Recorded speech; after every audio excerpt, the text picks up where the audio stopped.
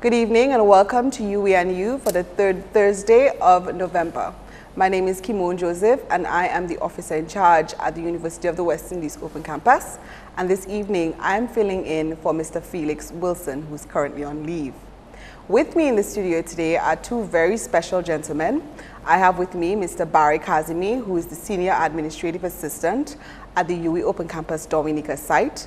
And our extra special guest this evening is Dr. Joel Warrican. Dr. Warrican is the Director of Academic Programming and Delivery, APAD, of the University of the West Indies Open Campus. Good evening, gentlemen. Good evening.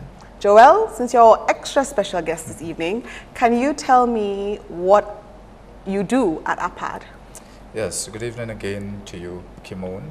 At APAD, I'm responsible for all academic programming. We plan programs for the campus, we develop them for online purposes, and then we deliver them to the region and in some cases to the diaspora. So pretty much in a nutshell, that's what I do. Very good. Barry, can you tell us what you do at the Open Campus Dominica site? Well, I'm the Senior Administrative Assistant and I'm responsible for university's budgets as well as all students' activities. Very good. Okay, we'll talk to these gentlemen in a few minutes. We'll be talking about programs mainly. We'll be talking about current programs at the UWI Open Campus. We'll also talk about new programs that are set to come on stream, programs that have recently come on board, and we'll get an opportunity to discuss what are in the pipelines for both the Open Campus in general and the Dominica site in particular. So it's going to be a very exciting show, and so I invite you to stay tuned and to continue listening, as you might just be impressed with one of the programs that we're offering and take that program. We'll be right back. I'm part of a tough, smart, constantly evolving, never too old to learn community of human beings. proud of country, Proudly Caribbean, global citizens. with convenient access to over 400 learning programs Delivered both online and face-to-face. from the Caribbean's University of First Choice. My mind, My life. my world of possibilities is wide open. Call, click, or visit the UWI Open Campus. Thank you for staying with us, and we welcome you once again. So, with me today is Mr. Barry Kazimi, as I said before, who is the Senior Administrative Assistant at the Dominica site, and Dr. Joel Warrican, who is from APAD. And gentlemen, I'd like to begin with Joel by asking you, what are the newest programs that university has on stream for this academic year? Okay, thank you again. We always had a management program, a BSc in management, and we ran that program for a number of years. And we got feedback from our students that they would like more options rather than just a general stream of management. So we did some market research. We talked to the people at the sites, the heads of site like yourself. We spoke with employers and potential students, and we got a sense of what is needed in the region, in the market.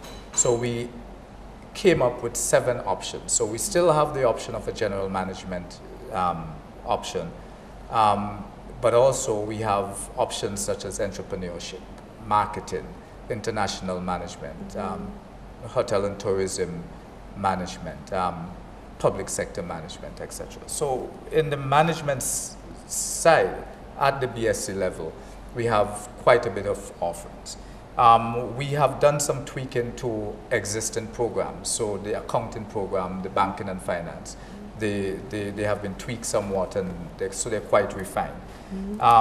Also, we have come up with 3 new programs in the social sciences: political science, sociology, and psychology. These are 3 programs that exist at all 3 residential campuses. And we felt that the Open Campus should come in line with what they're doing.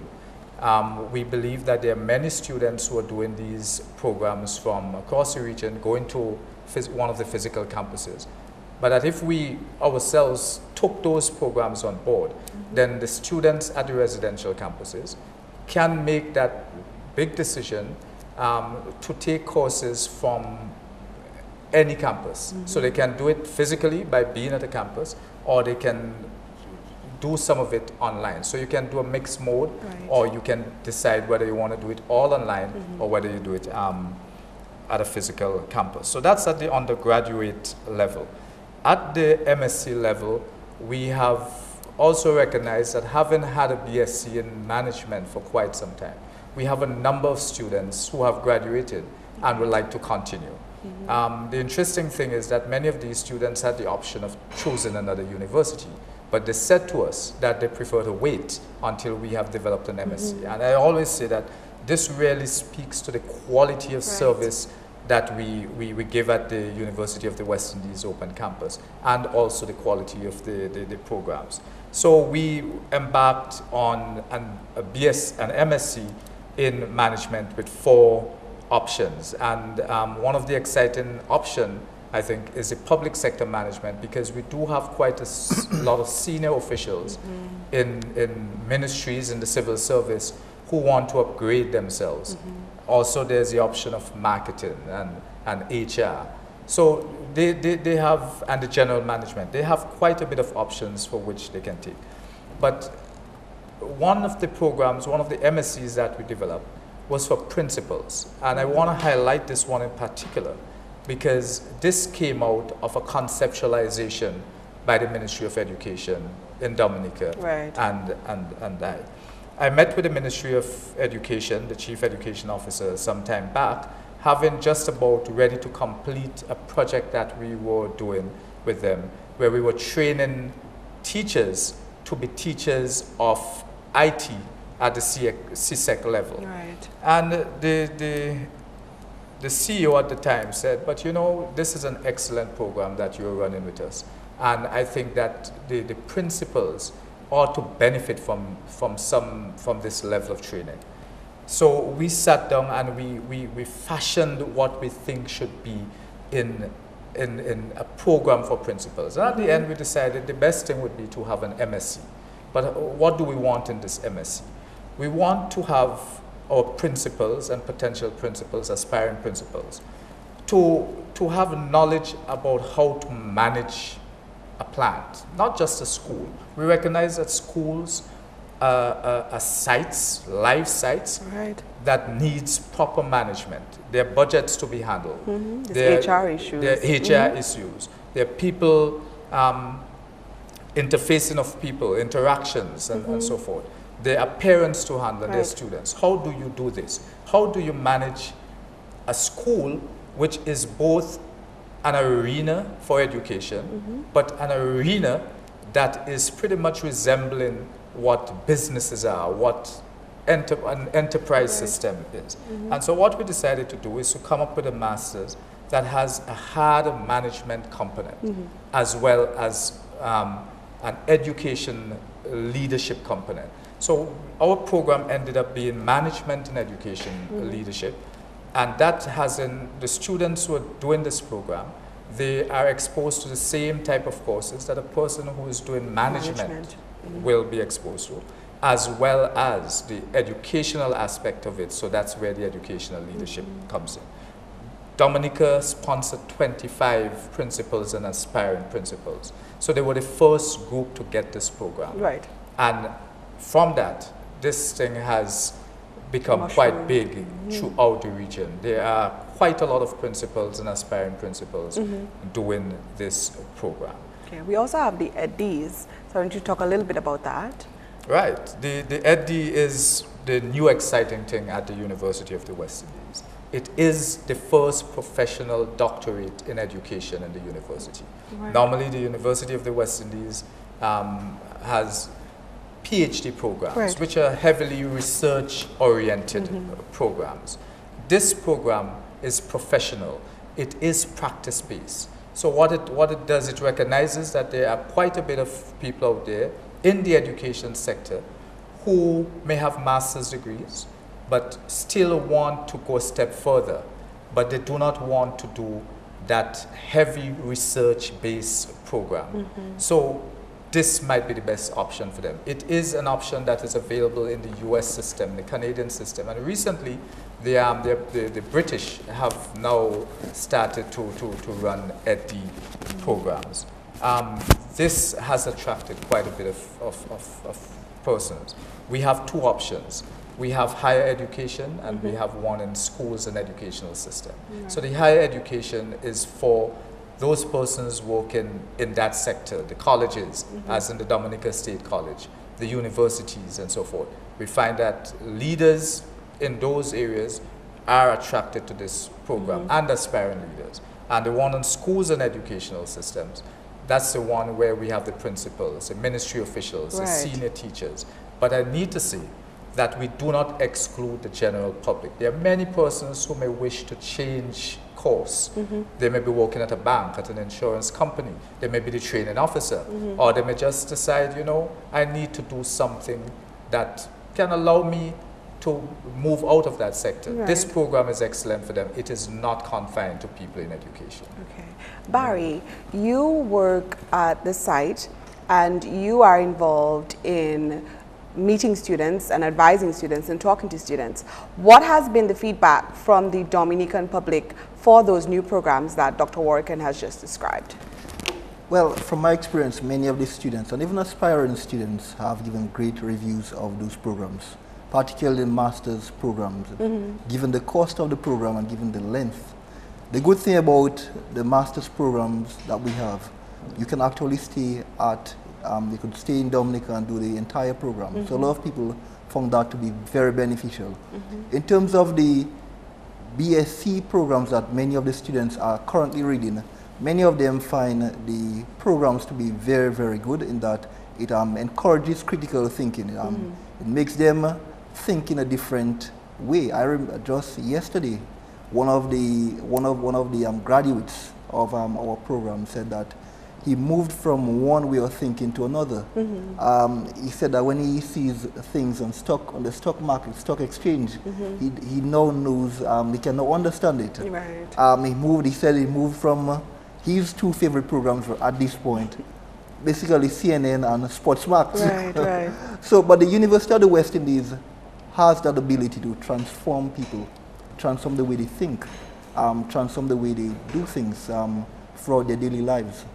And many of the students who have done programs at the University of the West Indies, open campus, they have said that the University of the West Indies has given them a very high quality education, and they're hoping to further with the University of the West Indies. Now, you know, like Joel was saying, that for a while, many of our students had waited to further their education. They were waiting for UWI to offer a master's program. And you can attest to that because you know quite a few of them who had been saying that they had been waiting.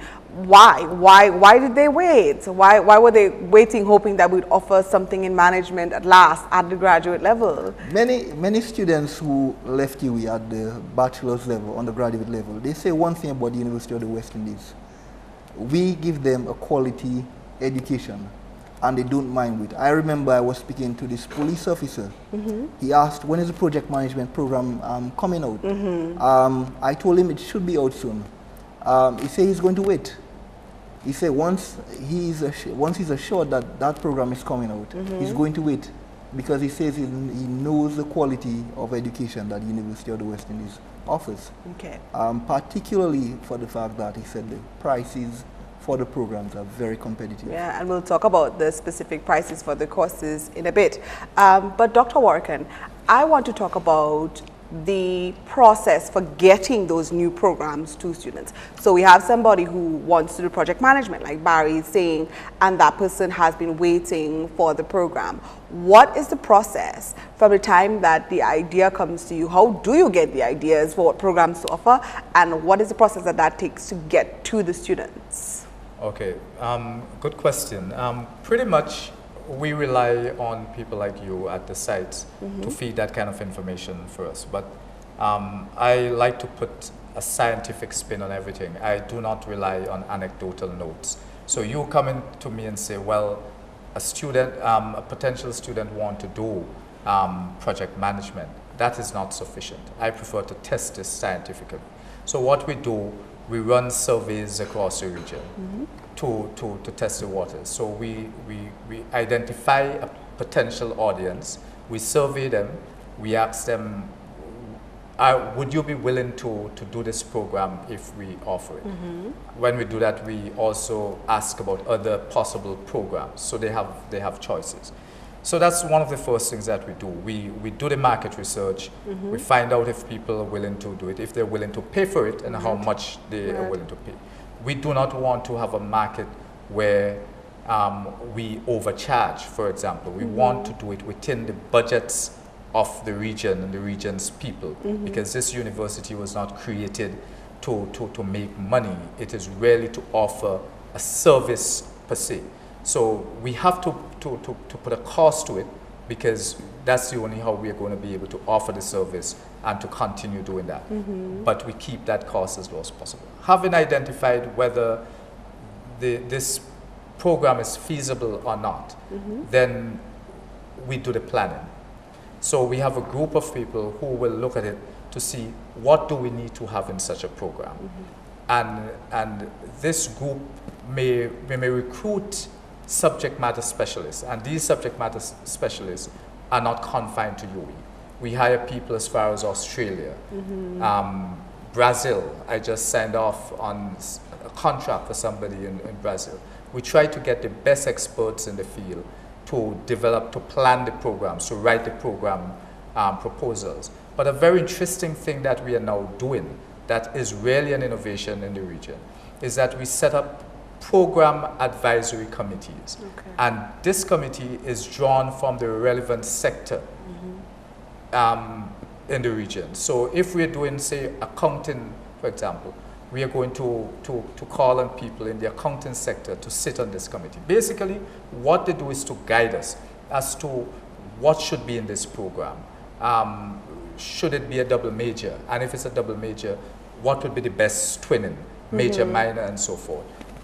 When they look at what goes into it, they say, no, this is too difficult. Maybe you need to bring this down to another level, or maybe you need to take it up. So from the beginning, we have the sectors, the relevant sectors, in the process of planning the program.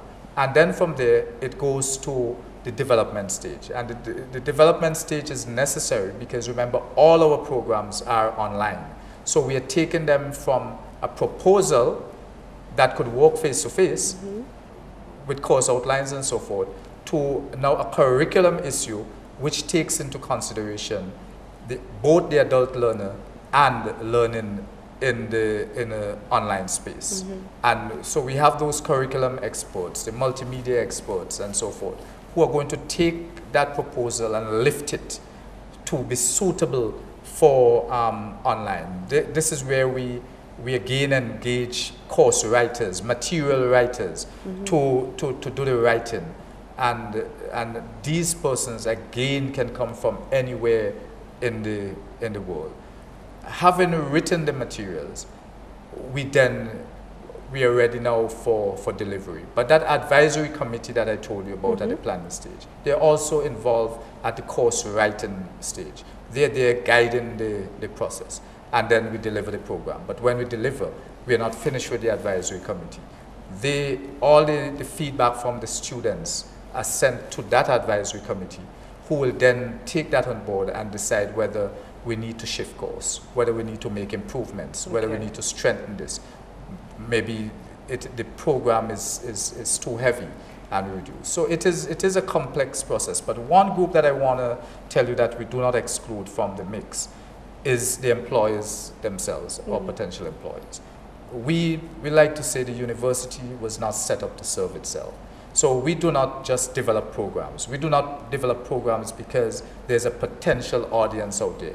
Because if we do that, we may saturate a market. Right. We speak with potential employers and employers. We speak with government. So we get all that feedback, and it is a triangulated effort that helps us to determine what is best to offer and when should we offer. Sometimes we have a very good program on the market and we just pull it for a little while, because if we don't, what we'll be doing is just training people for a sector where there seem to be no jobs. So we take all of that into consideration. So really, it's really in depth that from the time that the idea for a program comes through to the time that the students actually receive that program and start working within that program and reading for that program, there's a lot of work that goes on. And it's continuous. You are always evaluating what it is that's happening. Yes. I just want you to touch a little bit about, okay, so the program is developed now, and it's time for that program to be taught. You have people who've applied to do that program and so on.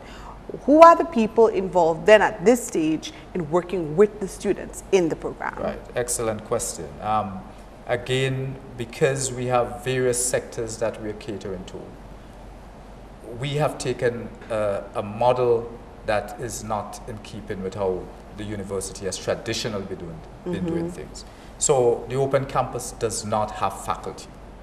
So we do not have a cadre of professors and lecturers that are responsible for teaching. What we do, we hire who we consider the best persons from the sector. Okay. So if we are doing a course in educational leadership, you will find people like PSs teaching in that program, chief education officers, a head of a college, a head of department, people who understand educational leadership. But because we are also doing it management and educational leadership, we are going to take people who are managing enterprise, who have good experience in the sector to come in and teach that course. Sometimes the tutor may be somebody from UWI, might be an academic, but we try as much as possible to get people who have real life experience to do the teaching of our programs. But your teachers and the people who run the individual programs, there are a variety of them. There is the tutor and there's the course coordinator. And so tell us a little bit about that. Right. So delivery, it's an intricate setup that we have. And that is because really we recognize the type of learners that we get. The open campus traditionally has attracted an older population, even though that is changing very rapidly. We now have a number of students just leaving secondary school or leaving state colleges and coming straight into the open campus. But the thing about it, many of our learners are not quite au fait with the technology. And so we have a very supportive environment. We do not leave things to chance. In online education, you find that there's normally a very high dropout rate. And I like to tell people that one writer said for online, there's a race between graduation and death. And quite often death wins because people just do not finish. For the open campus, it's just not like that. It's not the case. What we have done, recognizing the learners that we have, recognizing that we are coming from a Caribbean space where students are accustomed to being supported face-to-face by teachers, we have taken all that into consideration. And we have built in a support system where every program has a program manager. And that person manages the program to ensure that it runs smoothly. All the technical things have to be taken care of and so forth. But within the program, there are courses, of course. And each course has a course coordinator because a course may have several groups of students taking it. And you want to ensure that the same quality permeates throughout the various groups. And that course coordinator is responsible for that. Make sure that tutors do the right things. Make sure that tutors pay attention to pedagogical issues. Make sure that assignments are of the same standard, the same quality, and in some cases the same assignment. Make sure that students' voices are heard. So that's the course coordinator. And then we have the tutors.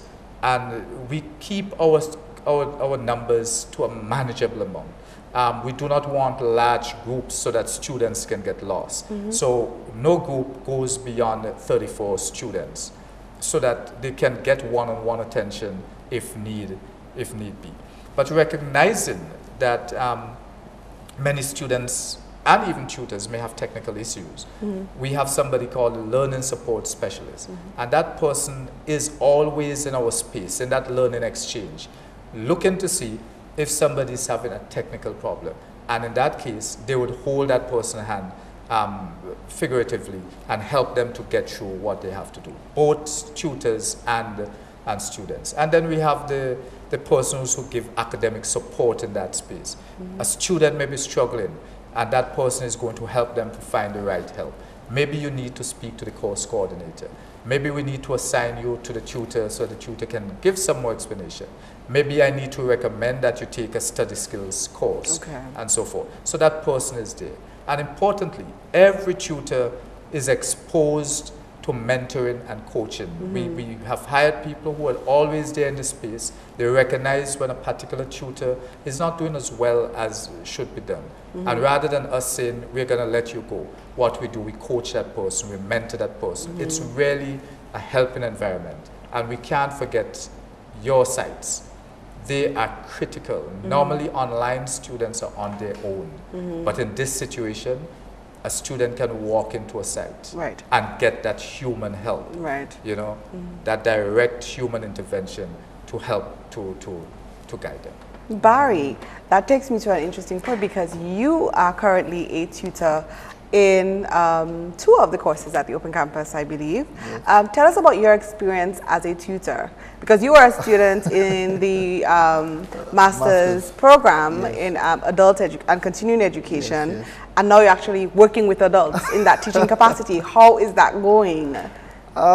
It's really a fun and exciting profession. I think the interesting thing about teaching adults, I think just last month, one student from Jamaica, I think, called me at about 4 in the morning and said, and for some strange reason, everybody calls me Mr. Barry. Mr. Barry, I need some help in this Excel assignment. I work 7 days a week. I have a child, and I don't want to fail the course. I want you to go through it step by step with me. Right. And funny enough, I was actually doing some work around that time. I got the Skype call. I went with it with the student step by step. When the student was finished, thank you, Mr. Barry. Thank you, Mr. Barry. But those are the kind of situations I encounter ever so often as an e-tutor. You have people, adult learners, with all sorts of responsibilities, and they're squeezing in studying time. And as a tutor, you have to be very, very cognizant of that. There are also situations where students may, because of certain situations, they may drop in assignments. They may say that they need extra time. So all those different things that one has to pay attention to. And so I imagine that that is very different from when you were a student yourself. And I remember you said one time, and I thought that was very interesting, that the only difference, because you studied on campus and you studied online, and you said to me the only difference with the between the on-site experience, on-campus experience, and the open campus experience was that you couldn't physically touch your lecturer. What did you mean by that? And are you providing that same thing for people now? Of course, and that is basically what the open campus is. When I did my first degree on at St. Augustine, you had the face-to-face lecturer. You could go in their office and you could speak to them. As an e-tutor, a student can call, well, I give them my number as well as my Skype and email. They could email, call at any point if they have any sort of difficulty. And I would schedule a time for them, and we will have a sit down and we would go through the information step by step. So that is the kind of assistance we provide for students at the Open Campus. That's the kind of assistance I provide at the Open Campus. As a matter of fact, our program manager said the courses that we are doing, both the management and the principles of computers, those are very well-run courses. These term, the students, she has not gotten any complaints from students for these 2 courses. And you believe that that is because of that sort of personal touch? Yes. And that, of course, would have had to start from what Joel is saying. From the very beginning, the systems are in place to protect and to the integrity of the program itself and the course, and to gradually ensure that the student is getting something that is very good and something that they can actually do. Because there's no point in wanting to do a program and you really cannot manage at all, then you fall by the wayside. But we've managed to keep very high percentages of our students at the Open Campus because there is that provision of support for students and an understanding of their situation. We'll be right back. Stay with us. I'm part of a tough, smart, constantly evolving, never too old to learn community of human beings. proud of country, Proudly Caribbean, global citizens. with convenient access to over 400 learning programs Delivered both online and face-to-face. from the Caribbean's University of First Choice. My mind, My life. my world of possibilities is wide open. Call, click, or visit the UWI Open Campus. Welcome back, and to those of you who are just joining us, welcome to you. Welcome to UWI and You. We're talking with Dr. Joel Warrican, who is the Director of APAD at the University of the West Indies Open Campus. And we're talking also with Mr. Barry Casimir, who is the Senior Administrative Assistant at the Dominica site of the UWI Open Campus. So we've been talking about programs, we've been talking about the new programs that we have at the Open Campus. We've also been talking about how programs actually come to be at the Open Campus, and we've talked about the various people who are involved in ensuring that students get quality programs at the University of the West Indies Open Campus sites all across the region. Right now, I want to talk about collaborations. I want to talk about what's been going on in the Open Campus in general and at the Dominica site in particular in terms of collaborations in bringing particular programs to the general public. Barry, we'll start with you. Let's talk about some of the things that the Open Campus is doing, particularly among the sites, and that is the continuing education programs, professional education programs. Let's talk about collaboration in terms of that. We've had some very interesting programs in recent times, and we continue. Tell me what's coming up next and what's the collaboration effort there? Well, at present, the UWI Open Campus Dominica, we're hoping to have collaboration with different private sectors, businesses, as well as NGOs. At present, we are collaborating with Jeff Small Grants, and we have started this new program in climate change, given the devastation Tropical Storm Erica caused. We thought that was one of the areas that we really have to touch, climate change. Right, so it's climate change and sustainable development, that's the name of the course, right? Yes. We thought that course to be a very needy course at this time, because climate change has affected everybody, not just Dominica. So that is one of the courses we're going to have this academic year, which rolls into next academic year. Why Jeff Small Grants? Why are we collaborating with them in particular on that particular project? Given that Jeff Small Grants is basically responsible for climate change and adaptation within Dominica, we thought Jeff Small Grants would have been the ideal body to collaborate with for that program. We're hoping in the future to collaborate with other bodies on different areas. We speak about small business. We're hoping to collaborate with the small business unit in Dominica. So we're hoping to collaborate with different companies, different businesses, associations in different areas for some of the CP programs, face-to-face programs that we're going to have. We just concluded 6 programs, the events management, which the events management students had to collaborate with a lot of different companies. One of the institutions they collaborated with was the National Credit Union to bring about their event, the grand event, which is part of the evaluation. Right. We also had the small business management, the introduction to property law, corporate administration and business ethics. We had that course as well. Foundation estimating and practical engineering and employment law. Those are the programs that we just concluded this month actually.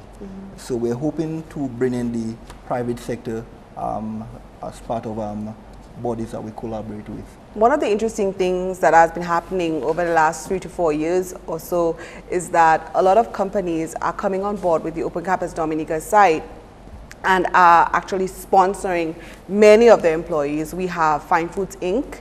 has been sponsoring continuously, Jolly's Pharmacy, Dowasco, and a lot of other companies. What is your vision as far as ensuring or encouraging companies to sponsor employees to do programs at the UWI? One thing about education, once you have a more educated employee, you have a better workforce. Better workforce includes less wastage at your company. It improves the employees' moral esteem, and you have a better organization altogether.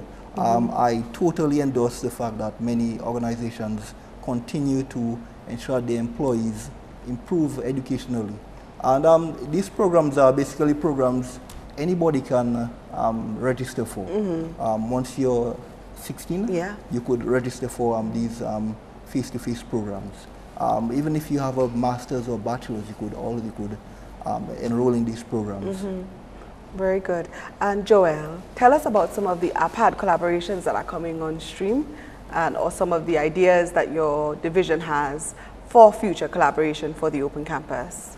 Okay. Well, first of all, I should say that the campuses in general has collaborations with different agencies. So, for example, we have the Canadian government funding our recent programmatic drive, and also funding our enterprise system to the tune of just over 19 million Canadian dollars. And that is really a major boost for the Open Campus that allows us to become even better at what we are doing. We do have lots of partnerships with the physical campuses themselves. So a number of the programs that we offer, they are not just open campus programs. So the education programs at the baccalaureate level, many of them are coming out of the Mona campus. So we're doing them in partnership with Mona. We now have, say, for example, a Master's in Biosafety. That is really a KPhil program. So we are running that in collaboration with KPhil. We have a Master's in the Teaching of English, and we are running that with out of the center, University Center, a language department there. So we do have those types of collaboration. One of the most exciting things that is happening in terms of collaboration right now is that we have a program called Youth Development Work, a Bachelor's in Youth Development Work. And this program is so well developed that we have a number of universities across the Commonwealth wanting to adopt this program and offer it in their jurisdiction.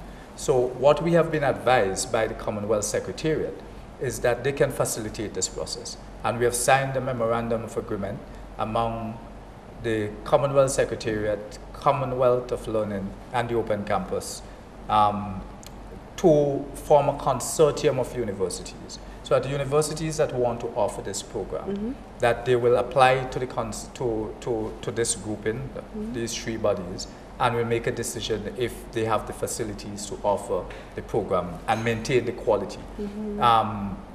What would happen is that every time they offer it, they would recognize the name of the university, the name of the Open Campus. We are not charging them for that.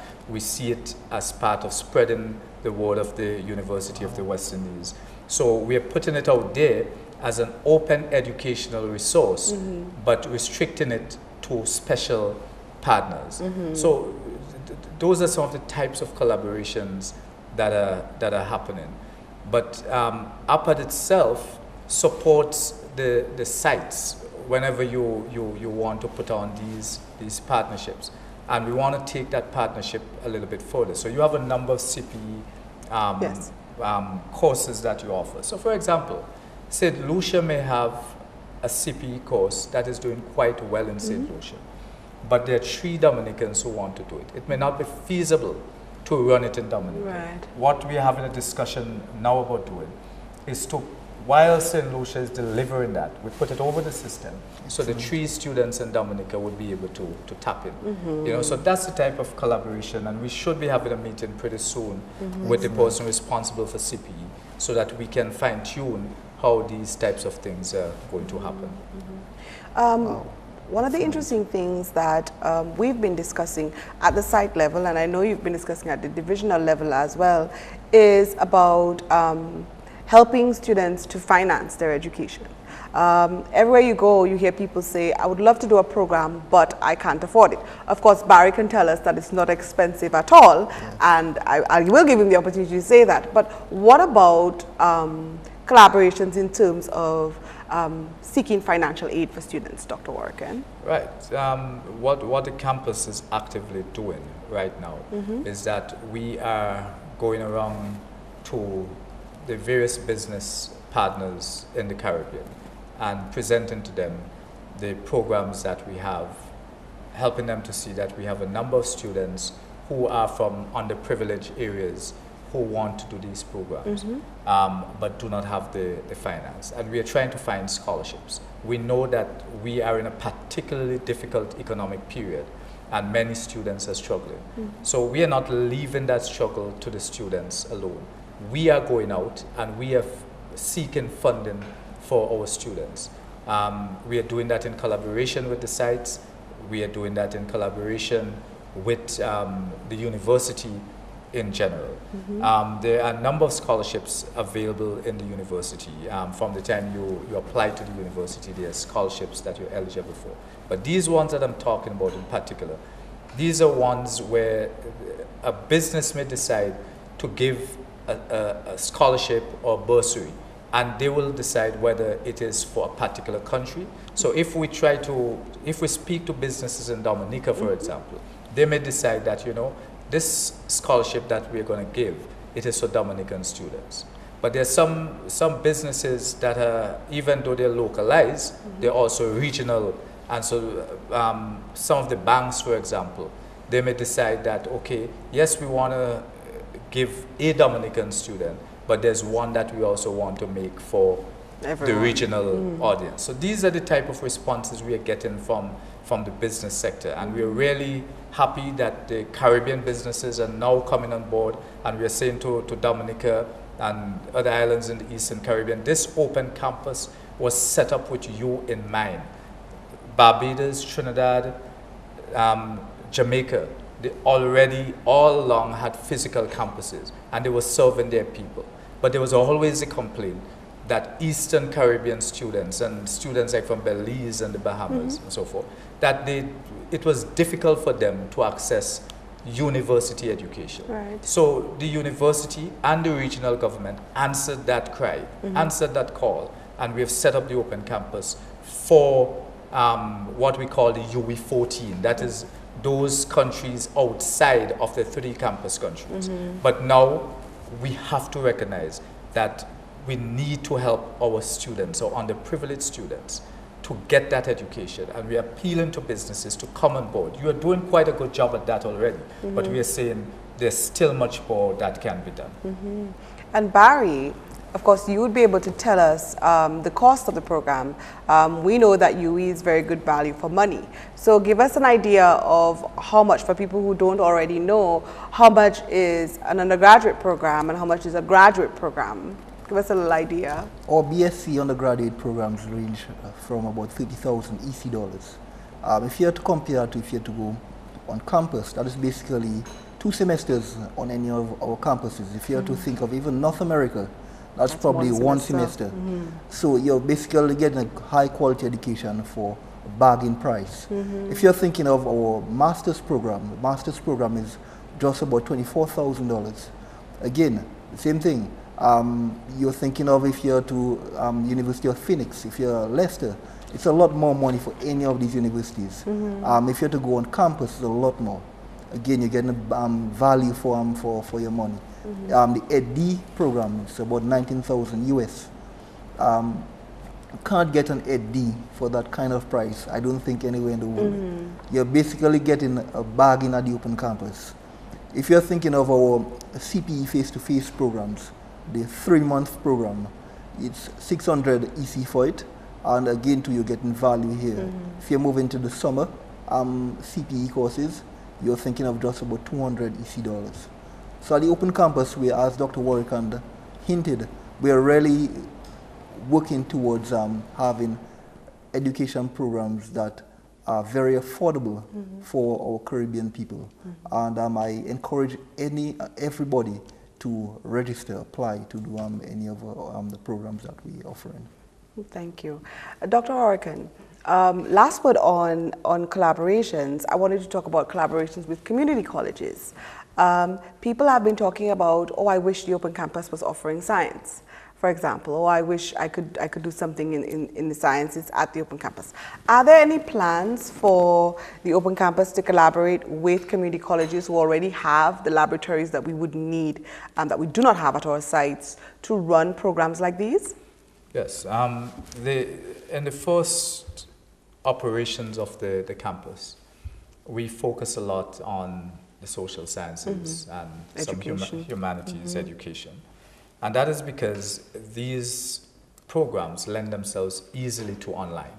They're quite often theoretical in nature, and even though for all our programs we try to put in a practicum so that students can go out and get that experience. But the practicum is still easy to manage because even though you're doing online, we can assign somebody to supervise you in a practicum period.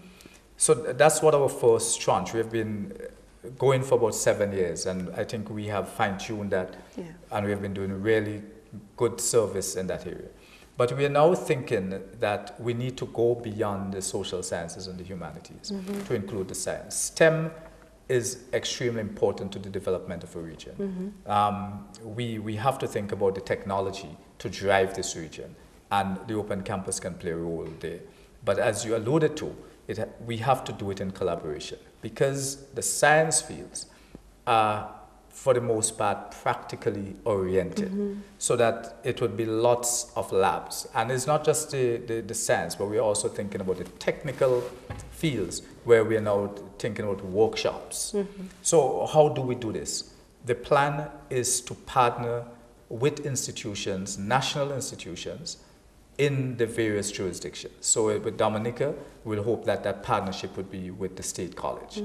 Right now, the big discussion that is going on is for us to form a collegiate system where we now have colleges becoming colleges of the University of the West Indies. And this discussion has gone far along in some of the jurisdictions already, where I'm part of that committee. We have visited the countries, we have visited the colleges, we have advanced conversations, and in fact we're at the stage where we have colleges, or at least one college, already agreeing that they're going to go that route. But whether that college becomes a college of the University of the West Indies or not, that is an option for the college. We are not saying you must for us to have that collaboration. All we're saying that is one of the options. Whether that exists or not, that should not prevent us from partnering properly with a college so that we can decide which part of the online, of the education the Open Campus will take and which part a college will take. What we are trying to do, what the region should be thinking about, is how we educate our population, ensuring that as many people in the region become educated, get a tertiary education. So this is not about turf. This is not about the Open Campus or the University of the West Indies controlling a turf or the colleges controlling a turf. This is not about sovereignty of institution. This is about our Caribbean space. This is about developing our Caribbean people. And I think together, we definitely can do that. Barry, as a form of wrap-up, tell us your thoughts about those possibilities of collaboration with the community colleges in the region. I think it's a fine move forward. The Antigua State College is one example where you have that sort of collaboration. The St. Kitts State College, the Sir Arthur Lewis College, St. Lucia. So I think it makes sense to have that sort of collaboration. One, because it's a nice transition from when the students move from one high school to college. They move straight to the state college. Also, it's both the university and the college can benefit from that sort of collaboration. So I think it's a great move forward, and it's very timely at this point. You think that? I think so too. I think it would be, in our case, in Dominica, I suppose we're a little bit behind in that regard because I know that Antigua had been doing that for a couple of years now and so on. But it would be a very good move for us and something that I'm definitely looking forward to that discussion as it progresses with the committee that's going forward with that. We'd like to thank you for tuning in this evening to our program for the third Thursday of November, our UWI and U program. We have been talking to Dr. Joel Warrican, who is the Director of Academic Programming and Delivery at the UWI Open Campus, that's APAD. And we've also been talking to Mr. Barry Casimir, who is the Senior Administrative Assistant at the Dominica site. We've been talking mainly about programs. We've been talking about current programs at the UWI Open Campus. We've had a chance to talk about some of the new programs that are coming on stream. We've also been able to talk about what happens from the time the University of the West Indies Open Campus decides to run a program to the time that it begins to run a program. And overall, we've been talking about our successes. So we thank you and join us again next time.